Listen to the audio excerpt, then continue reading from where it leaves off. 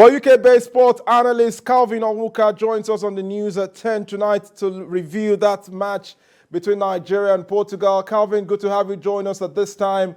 You watched the game. What's your assessment of Nigeria's performance beyond the results? Thanks for having me, Manuel. What's the assessment? It was a completely drab game on our part. There was no intensity. Right from the kickoff, there was no intensity. It was very clear that there was nothing at stake for Nigeria.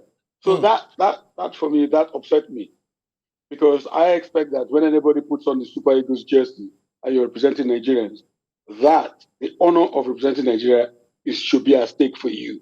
So you should put everything into the game.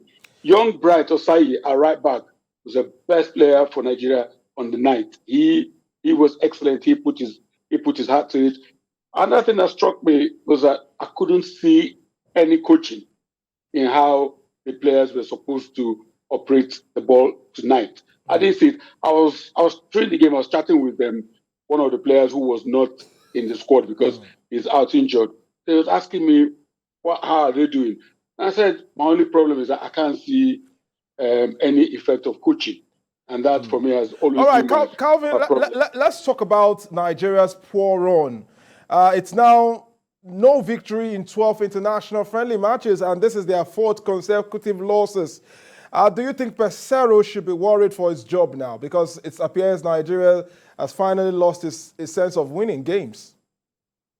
Because I'm not in the NFF, I would not say anything particularly important with regards to the safety of his job. However, as somebody who's followed the Super Eagles for over 30 years, and for somebody who's followed football for that long, I do not take so much. I don't take friendly matches are not that important to me. Even qualifiers are not that important to me. I don't use it to judge coaches because they don't have time to coach the teams. So I don't judge players. I always say, when it comes to qualifiers, please qualify. Then when you get to a tournament, that is when a coach has time with the players, and that's when I expect the team to deliver, and that's when I judge a coach. Okay. I wouldn't judge Pesero now. All right, too early to judge Pesero, but let's talk about other African teams who were in action tonight. Ghana's Black Stars were 2-0 winners over Switzerland, and this puts them in some confident mood heading to the World Cup, you would say. Yes, it does. But then again, like I always say, it's friendlies. I always remember how many bad friendlies we lost going into US 94, only for us to pummel Bulgaria 3-0 in the opening game. So friendlies are really not, I only judge, for me, coaches should always use it to judge the fitness of their players and to work out some of the stuff they can work out during set pieces. I also saw Morocco. Morocco beat Georgia, and I thought Morocco looked good.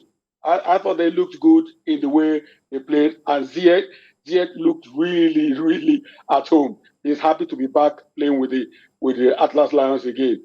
So yeah, there are some good performances.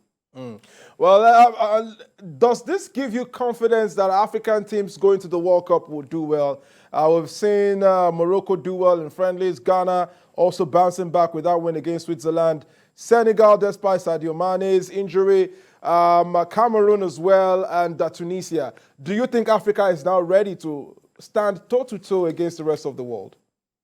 No, we're not.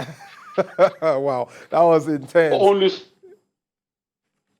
the reason that there's no surprise element for them going into the tournament. The Europeans, everybody knows all the players. That's what as African countries used in the time past.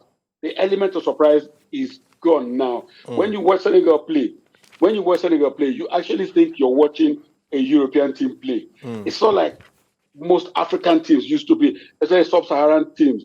Now, seriously, it's like you're watching a European side. So we've got nothing really to surprise Europeans. But hey, it is football, and we are almost always not able to predict results. Okay.